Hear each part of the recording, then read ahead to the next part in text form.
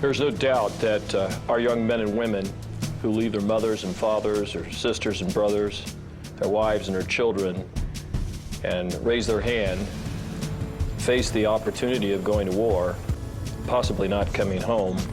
These are heroes. Heroism is born of integrity, and it is religious conviction which inspires integrity and helps people discover a sense of moral clarity. Since the founding of our nation, our Sea Service personnel have been accompanied by their chaplains and religious ministry professionals drawn from the many faith traditions.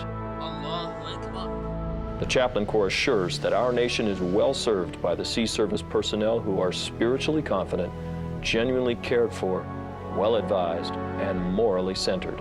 Our families must know that the sacrifices they might be asked to make are considered sacred.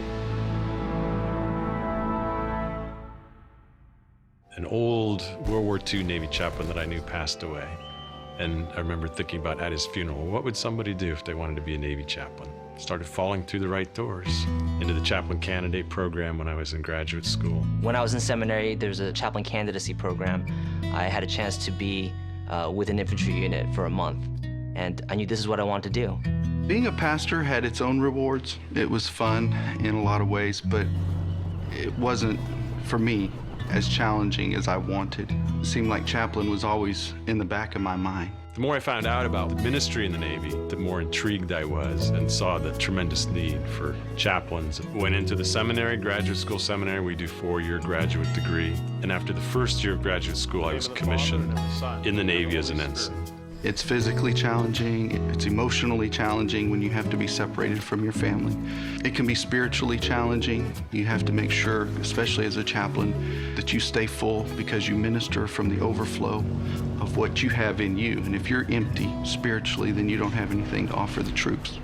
You're out in the middle of, God knows where, literally, out on the ocean, and you're with these people who are all sacrificing their time and talents, some of the best young men and women our nation has. And you're sharing in their joys and sorrows. You're part of this. And these are the most amazing people on the planet. I mean, I'll argue with anybody that sailors, Marines, and Coast Guardsmen are the most amazing people on the planet. I mean, just look at the sacrifices they make to do the things they do and to keep this country free.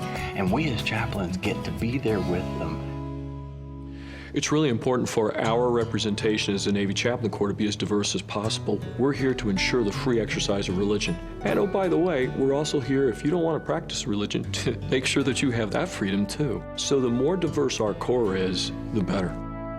The greatness of our nation lies in our people, the diversity of our people, I would say. It's not you being Muslim, it's not you being Christian, it's that unique capability of all of us to come together and fight as one united force.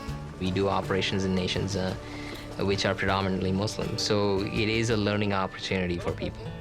No one cares what your religion is. You're the chaplain. You're the chaplain. You represent God, you represent calmness, and you represent truth.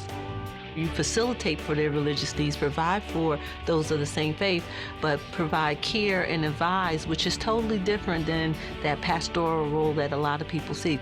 You may specifically minister to Roman Catholics sacramentally, but during the week I'm doing a lot of counseling, so it's everybody.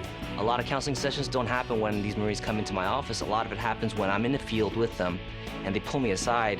And just because I was there, what was taught to us in chaplain school was always have they call it hip pocket sermons, something ready to go in your hip pocket so you can break it out and do a field service on the fly.